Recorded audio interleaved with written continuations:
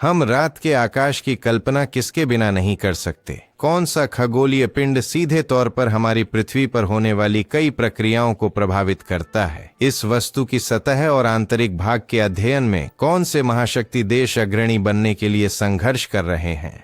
बेशक आपने सही अनुमान लगाया कि बात चंद्रमा की हो रही है। इस उपग्रह की उपस्थिति, जैसे कि इसका हमारे आकाश में न होना, मानव जीवन पर वैश्विक रूप से प्रभाव डालता है या डाल सकता है। यही कारण है कि हमारे सबसे निकट के बड़े पिंड का विस्तृत अध्ययन अमेरिका और चीन जैसे दिग्गजों के लिए प्राथमिकता है। यहाँ पुरानी अच्छी प्रतिस्पर्धा और संसाधनों के लिए संघर्ष मौजूद है। दो समस्याएं जो मानवता को उसके पृथ्वी पर अस्तित्व के समय से ही परेशान कर रही हैं। लेकिन इस अंतरिक्ष दौड़ में कौन जीतेगा? सीधे कहें तो फिलहाल चीन आगे है और नासा अपनी आर्टेमिस के साथ पीछे चल रहा है। सब्सक्राइब करें। तो चंद्रमा वह कैसे बनी और कब हमारी पड़ोसी बनी? हमारे आकाश में उपग्रह के प्रकट होने की तीन मुख्य धारणाएं हैं।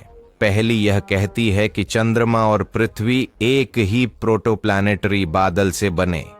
दूसरी यह दावा करती है कि पृथ्वी एक बड़े वस्तु के रूप में गुरुत्वाकर्षण की मदद से एक दिन चंद्रमा को पकड़ लिया और उसे अपने चारों ओर घूमने के लिए मजबूर कर दिया। लेकिन सबसे लोकप्रिय सिद्धांत, जो मिट्टी के नमूनों और अन्य अनुसंधानों के परिणामों से समर्थित है, वह है विशाल टकराव या मेगा इम्पैक्ट।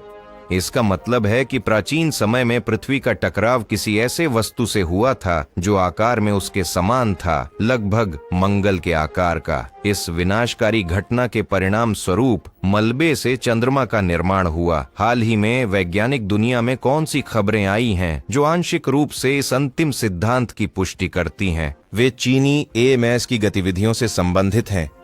चांगे, उनके सामने रखे गए कार्यों में चंद्रमा की सतह और आंतरिक भाग का अध्ययन शामिल है, क्योंकि यह परियोजना चीन की वैश्विक चंद्र कार्यक्रम का हिस्सा है।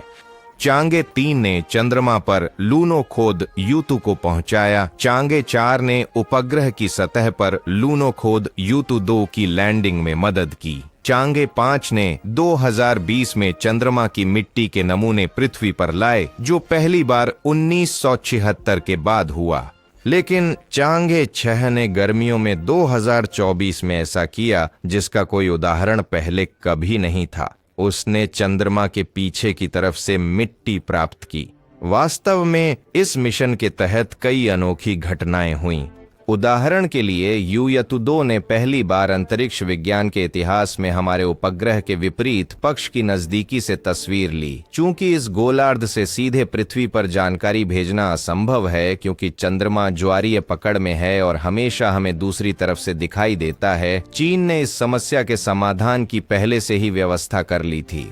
2018 में पृथ्वी और चंद्रमा के बीच के लाग्रांज बिंदु पर एक कृत्रिम उपग्रह रिले चुएचाओ स्थापित किया गया था। यही वह है जो सफलतापूर्वक मध्यस्थ के रूप में कार्य करता है और महत्वपूर्ण जानकारी चीनी उड़ान नियंत्रण केंद्र एएमएस को भेजता है। वैसे रोवर यूयतु 2 को भले ही नींद के मोड में चंद्र रात की कठोर तापमान का सामना करना पड़ा, जब उपकरण लगभग -190 डिग्री सेल्सियस दिखा रहे थे। अपराध अब भी चंद्रमा की दूसरी तरफ है और वह बहुत धीरे धीरे, लगभग टटोलते हुए हमारे उपग्रह की सतह का अन्वेषण कर रहा है। कछुए की गति की वजह सतह की विशेषताएं हैं जो उपग्रह की दिखाई देने वाली तरफ से अलग हैं। इसके साथ ही यह रोवर संचालन की अवधि के मामले में रिकॉर्डधारी बन गया है, क्योंकि यह चंद्रमा पर 340 पृथ्वी दिवसों तक काम कर चुका है। तो चंद्रमा के दूसरी ओर यान ने क्या खोजा? बात यह है कि चीन दुनिया के साथ महत्वपूर्ण खबरें और विशेष रूप से सनसनीखेज बातें साझा करने की जल्दी में नहीं है। आंशिक रूप से इसलिए कि वह नासा द्वारा आयोजित आर्टेमिस नामक मिशन की दौड़ में मुख्य प्रतिस्पर्धियों की मदद नहीं करना चाहता। हालांकि कुछ जानकारी फिर भी वैज्ञानिक पत्रिकाओं, साइंस और नेचर और तदनुसार मीडिया पोर्टलों पर पहुंच जाती है। वर्तमान में यह झात है कि चंद्रमा की विपरीत दिशा पर चीनी उपकरण द्वारा असामान्य अनॉर्थोसाइट कांच की मोतियां पाई गई हैं, जिनका संभवतः टकराव से उत्पत्ति है। उन्हें तुरंत ही उल्कापिंड कांच का नाम दिया गया। ऐसा लगता है कि वे यहाँ क्षुद्र ग्रह हमलों के परिणाम स्वरूप आए, जब सतह उच्च तापमान के कारण पिघल गई थी, जो टकरावों से उत्पन्न हुई थी। इसके अलावा यूयतु 2 ने ओलिविन और ओनर्थोपायरोक्सिन की खोज की, जो संभवतः चंद्रमा के मेंटल से सतह पर आए फिर से टकराव के प्रभाव के कारण। उपग्रह की सतह पर विकिरण के माप लिए गए। वैसे यह भी पहली बार पता चला कि ये पैरामीटर लगभग 2 गुना अधिक है जितने कि अंतर्राष्ट्रीय अंतरिक्ष स्टेशन पर, और पृथ्वी की सतह से 200 गुना अधिक। इसके अलावा लैंडिंग मॉड्यूल पर एक अनोखा जैविक प्रयोग किया गया। एक विशेष कंटेनर में आलू, रेपसीड और अन्य पौधों के बीज, साथ ही ड्रोजोफिला मक्खी के अंडे रखे गए थे। चंद्रमा पर उतरने के बाद बीजों को स्वचालित रूप से पानी दिया गया। आगे चलकर उनमें से कुछ अंकुरित हो गए, जो एक जैविक सनसनी बन गई, क्योंकि यह किसी अन्य खगोलीय पिंड की सतह पर बीजों के अंकुरण का पहला मामला था। चंद्र रोवर युतु 2 की कौन सी खोज ने जनता को सबसे अधिक उत्तेजित किया? दिसंबर 2021 में उपकरण ने लगभग 80 मीटर की दूरी पर एक अजीब वस्तु देखी। यह एक घनाकार वस्तु थी जिसका उद्देश्य अज्ञात था, लेकिन ऐसा केवल दूर से लग रहा था। पास जाने पर पता चला कि यह एक अनोखी संरचना वाला पत्थर है। संभवतः यह किसी बड़े टुकड़े से टूटकर क्रेटर की गहराई से बाहर निकला था। वर्तमान में यूयतु 2 फोन कार्मन क्रेटर में बना हुआ है, अवलोकन जारी रखते हुए, और जब अगली चंद्र रात आती है तो समय समय पर निष्क्रिय हो जाता है। Вот так Китай очутился впереди планеты всей и первым начал исследовать обратную сторону Луны, наиболее таинственную и неизученную.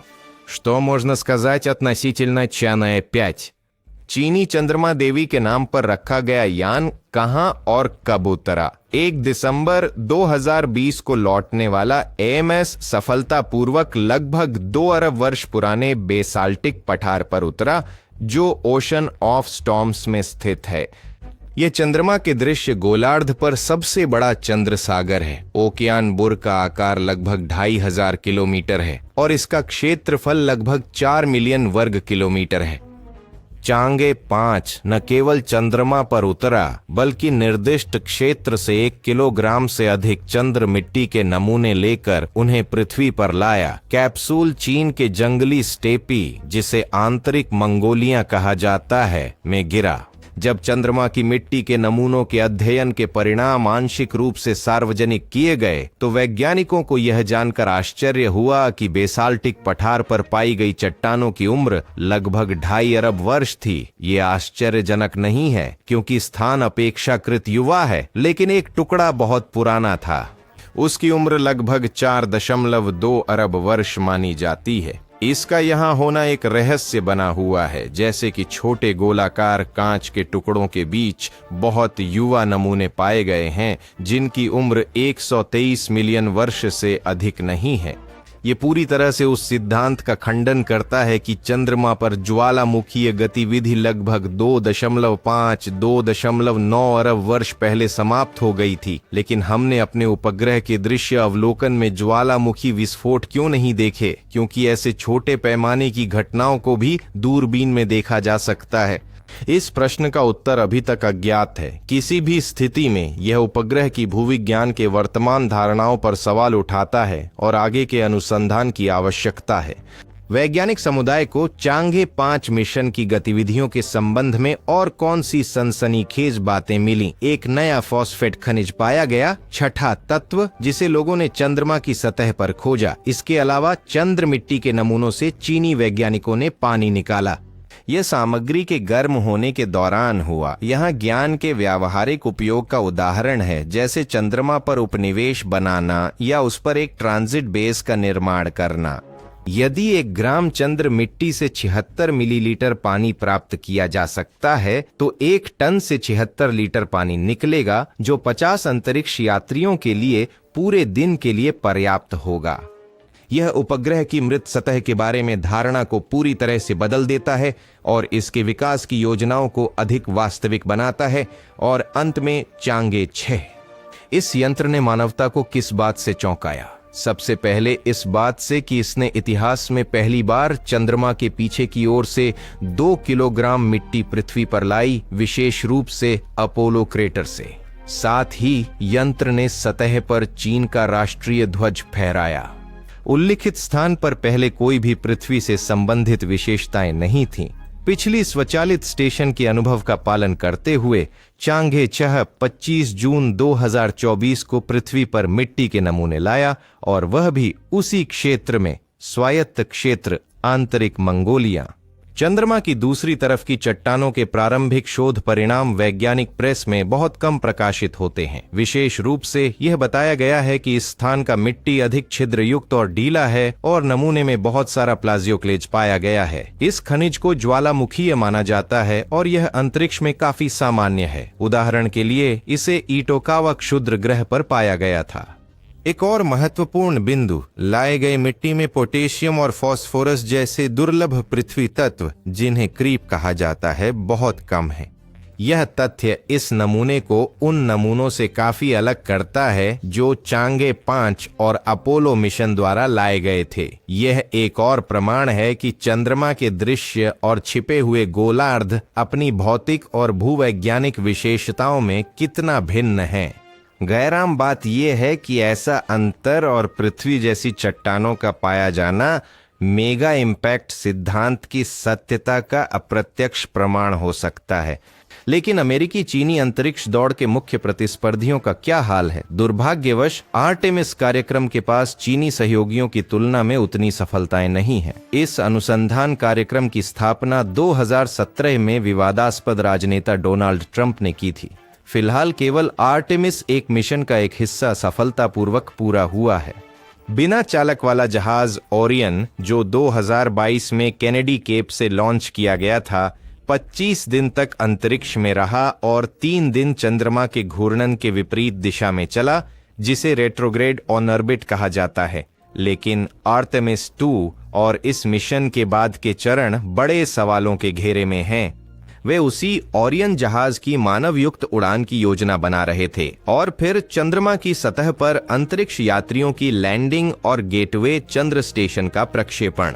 हालांकि अगर इन योजनाओं को कभी पूरा होना है, इस चरण में चीनी प्रतियोगियों से काफी आगे हैं और समस्या केवल देशों की साधारण प्रतिस्पर्धा में नहीं है। बात यह है कि अगर चीनी जनवादी गणराज्य का AMS चंद्रमा पर मूल्यवान संसाधनों की खोज करने में सफल होता है, तो संभव है कि इस देश के प्रतिनिधि हमारे उपग्रह के इस क्षेत्र का एकाधिकार कर लें और वहां किसी को भी न जाने दें।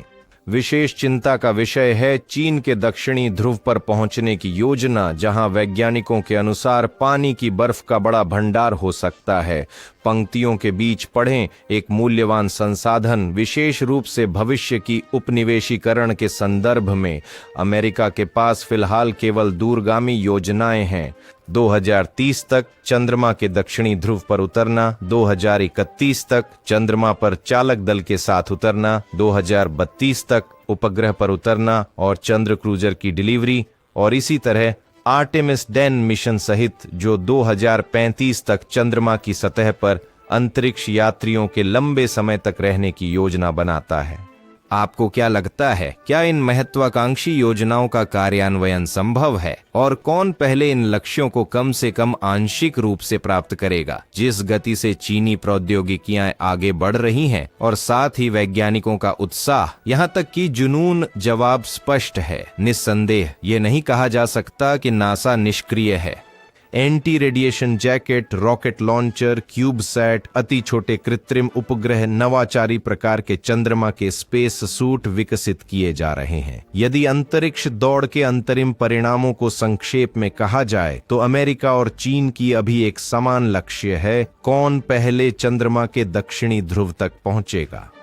यह किस बात के लिए उल्लेखनीय है? सबसे पहले पानी की बर्फ की उपस्थिति के लिए। दूसरे, वहां पर संभवतः शाश्वत अंधकार के गड्ढे हैं, जो एक प्रकार के जाल हैं जिनमें पदार्थ सौरमंडल के निर्माण के प्रारंभिक चरणों में है। तीसरे, भविष्य के मिशनों के लिए महत्वपूर्ण बिंदु हैं काल्पनिक शाश्वत प्रकाश की चोटियां, चंद्रमा की सतह पर बिंदु जो उपकरणों को लगातार सौर ऊर्जा से चार्ज करने की अनुमति देते हैं, जैसे कि चंद्र रात के दौरान, क्योंकि वे कभी छाया में नहीं जाते। क्या चंद्रमा का अन्वेषण और इस मामले में अग्रणी होना इस लड़ाई में शामिल बड़े पैमाने के खिलाड़ियों को देखते हुए पृथ्वी के शक्ति संतुलन और भू राजनीति को प्रभावित करेगा? अपनी राय टिप्पणियों में साझा करें। तो धरतीवासियों, यह वीडियो का अंत नहीं है। आगे हमारे लिए और भी बहुत दिलचस्प और शानदार एपिसोड्स हैं। ताकि मैं आपको ब्रह्मांडीय विस्तारों के सभी पहलुओं से खुश कर सकूं, मुझे आपकी प्रतिक्रिया की आवश्यकता है। इसे व्यक्त करना काफी सरल है, बस इस वीडियो के नीचे एक इलेक्ट्रॉनिक लाइक देना होगा, क्योंकि हमारे पास अन्य लाइक नहीं है। और वाक्य मुझे पता है को जारी रखें। इस प्रकार आप यह समझा देंगे कि हम सही दिशा में आगे बढ़ रहे हैं। चैनल न बदलें।